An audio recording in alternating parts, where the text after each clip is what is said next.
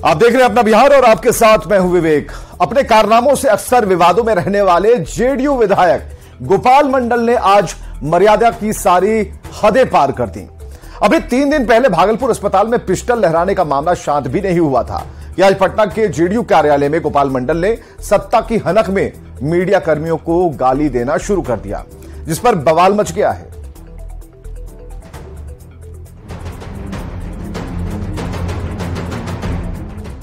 बदमाशी करोगे हम बता देंगे। क्या बताइएगा? अरे इस तरह से धमकी क्यों दे रहे हैं? अस्पताल में पिस्टल लहराने के सवाल पर जेडीयू विधायक गोपाल मंडल भड़क गए। विधायक ने पार्टी दफ्तर में पत्रकारों के साथ बदसलूकी की और जमकर गालियां दी, वो भी भद्दी भद्दी, जिसे सुनकर कान से खून निकल जाए, इंसान शर्मसार हो जाए। लेकिन सत्ता के नशे में चूर गोपाल मंडल ने बेशर्म बनकर गालियां दी है, जिसे हम नहीं सुना सकते। जो सुनने लायक है वो सुन लीजिए, बाकी म्यूट है। पिस्टल लेकर लहराइएगा? हाँ लहराएंगे। अच्छा लहराएंगे। तुम लोग हमारा बापो हो, मना करोगे? सर आप गाली दीजिएगा।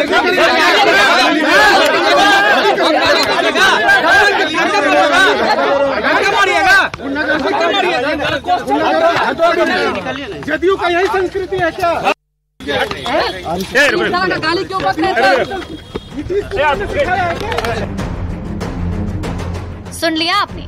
पार्टी दफ्तर में पत्रकारों ने पिस्टल लहराने पर सवाल क्या पूछ दिया, गोपाल मंडल लाल हो गए और अपने तरकश से गाली वाला बाण निकालकर सीधे बौछार करने लगे। पार्टी की सभ्यता और संस्कृति को ताक पर रखकर दनादन जुबान चलाते हुए गालियां बकने लगे, वो भी ऐसी गालियां जिसे अनपढ़ गवार भी देने से पहले एक बार नहीं 100 बार सोचेगा।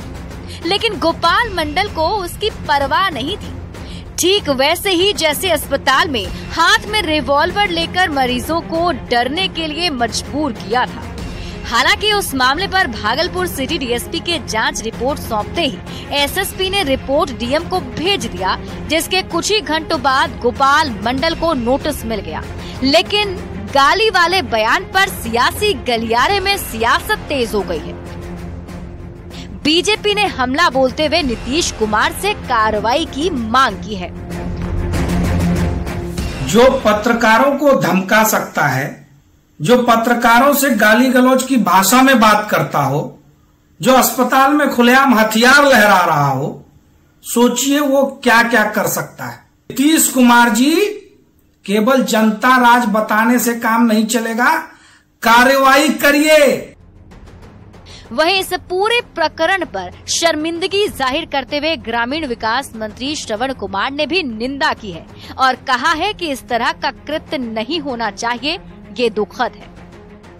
दुखद है अगर इस तरह की गालियां, इस तरह का व्यवहार किसी की आत्मा पर, किसी के भावना पर ठेस पहुंचा रहा, तो राजनीतिक सार्वजनिक जीवन में इस तरह के लोग नहीं होने चाहिए। अब हुआ क्या था ये भी जान लीजिए।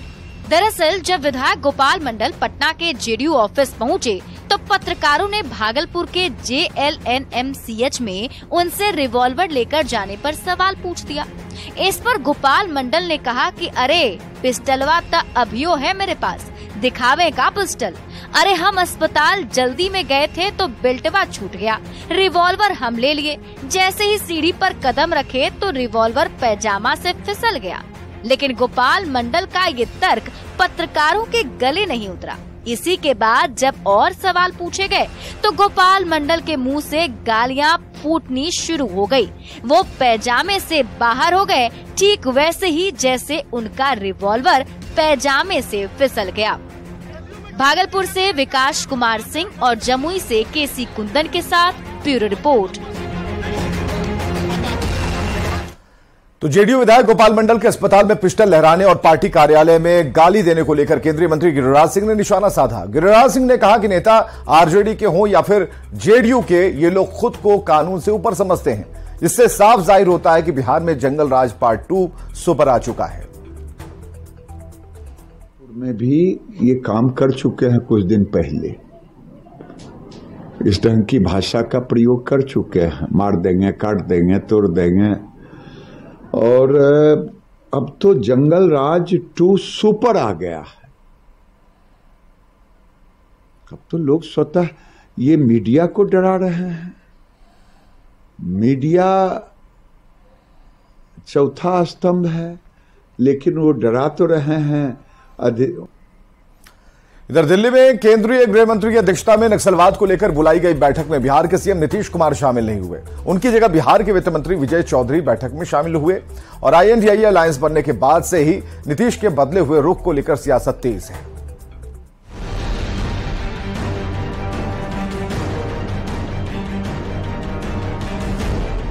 केंद्रीय गृह मंत्री अमित शाह की अध्यक्षता में बड़ी बैठक हुई दिल्ली में, जिसमें नक्सलवाद को समूल मिटाने को लेकर रोड मैप तैयार किया गया।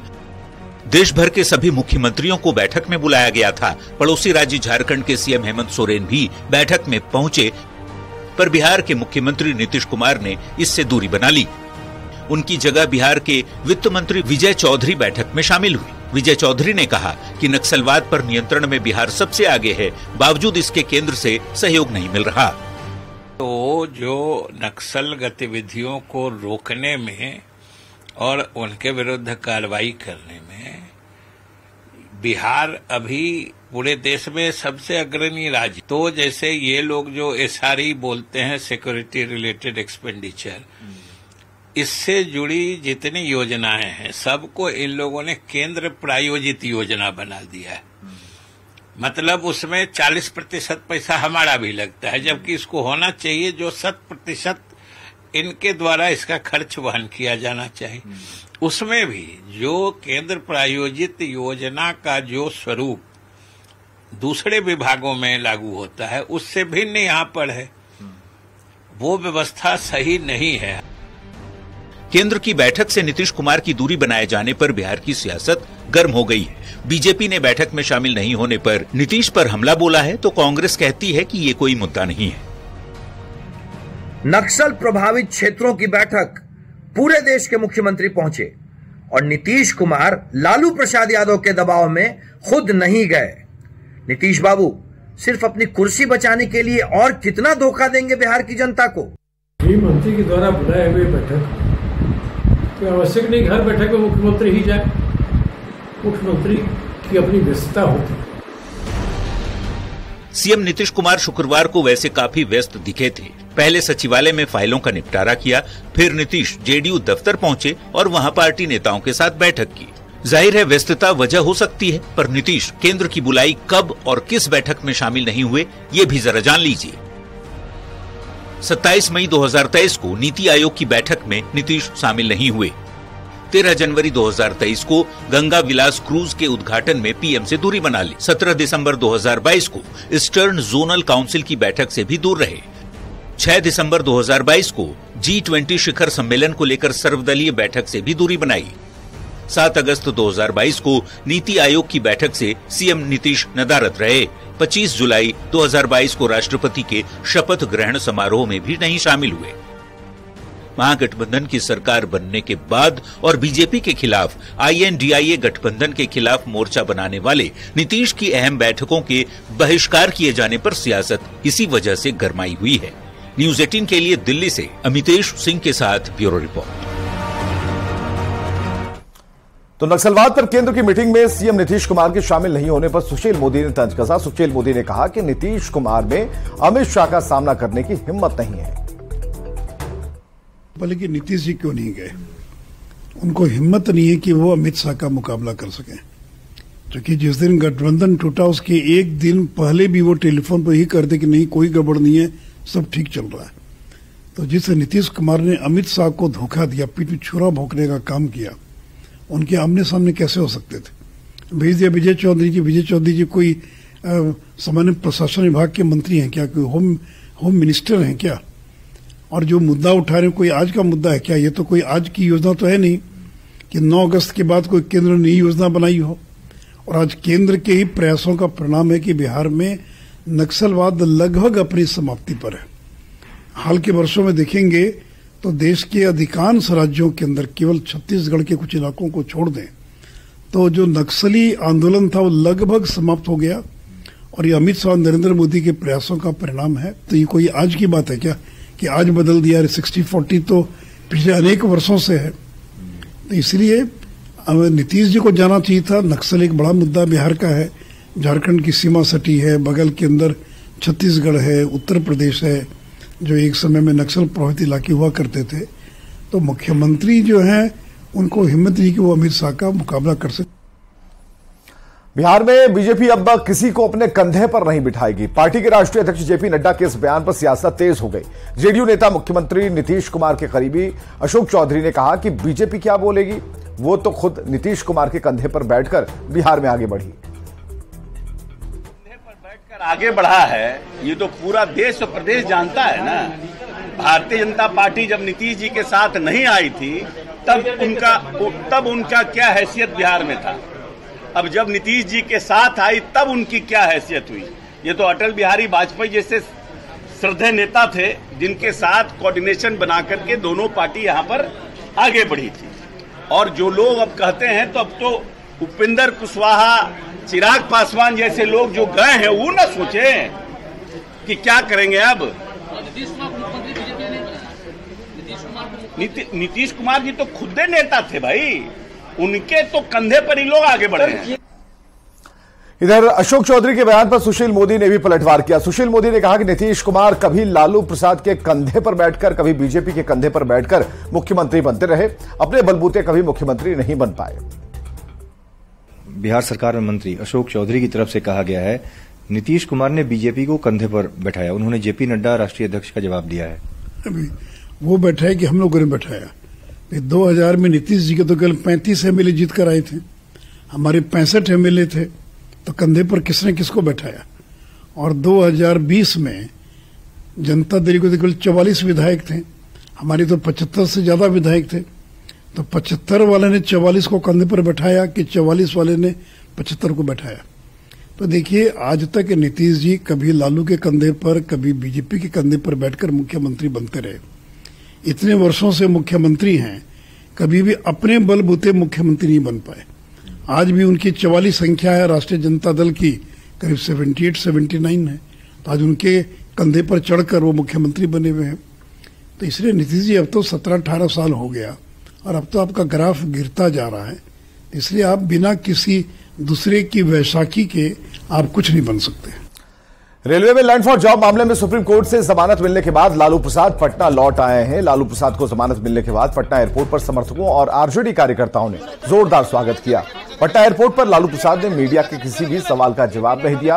और आपको बताएं कि लैंड फॉर जॉब मामले में लालू प्रसाद, उनके बेटे डिप्टी सीएम तेजस्वी यादव को सुप्रीम कोर्ट ने जमानत देकर बड़ी राहत दी है। राष्ट्रीय लोक जनता दल के राष्ट्रीय अध्यक्ष उपेंद्र कुशवाहा ने एक बार फिर जातीय गणना की रिपोर्ट पर सवाल खड़ा किया। औरंगाबाद में उपेंद्र कुशवाहा ने कहा कि जातीय गणना के आंकड़े पूरी तरह से फर्जी हैं। कुशवाहा ने कहा कि बिना किसी से बात किए उससे पूछे कोई कैसे बता सकता है कि उनके पास कितनी संपत्ति है। उन्होंने रिपोर्ट को सार्वजनिक किए जाने के मुद्दे पर भी सरकार को कटघरे में खड़ा किया। मेरे अकाउंट में कितना पैसा है, मेरी आमदनी का और क्या क्या स्रोत है, मेरी संपत्ति और कितनी है, इसके बारे में कोई दूसरा कैसे बता देगा? किसी के बारे में कोई नहीं बता सकता है। तो जब तक मुझसे कोई संपर्क किसी ने नहीं किया तो किस आधार पर इस तरह का डाटा जो दावा किया जा रहा है कि डाटा है, बिल्कुल गलत दावा है। मुजफ्फरपुर में बिहार विश्वविद्यालय के वीसी समेत 4 अधिकारियों पर केस दर्ज होने के बाद यूनिवर्सिटी में बवाल हो गया। कर्मचारियों ने यूनिवर्सिटी में तालाबंदी कर हड़ताल शुरू कर दी, जिससे परीक्षाएं भी रद्द हो गई। विश्वविद्यालय के कर्मचारियों ने तालाबंदी कर के पाठक मुर्दाबाद के नारे लगाए और अनिश्चितकालीन हड़ताल पर चले गए।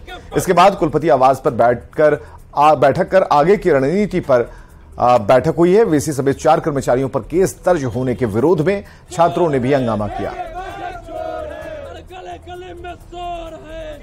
स्थिति में हमारा विश्वविद्यालय सबसे बढ़िया कंडीशन में चल रहा है, जहां एक ओर सेशन पटरी पे आ रहे हैं, दूसरी ओर क्लास में अच्छी तरह से पढ़ाइयाँ हो रही है।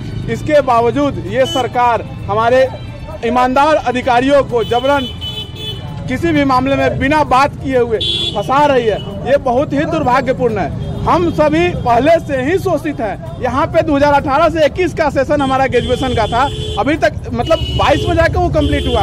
हमारा 21-23 जो था हमारा पीजी का सेशन था, 23 में समाप्त करने पर हमारे अधिकारी लगे हुए हैं। तो बिहार सरकार के जो है कर्मचारी उन पर मतलब अधिकारी उन पर दबाव बना रहे हैं। बताइए, अगर हमारे अधिकारी फंस जाएंगे उसके बाद हमारे सेशन का क्या होगा, हमारी पढ़ाई का क्या होगा? सरकार को कोई मतलब नहीं कि हम कैसे पढ़े। विश्वविद्यालय की स्वायत्तता पर लगातार हमला हो रहा है।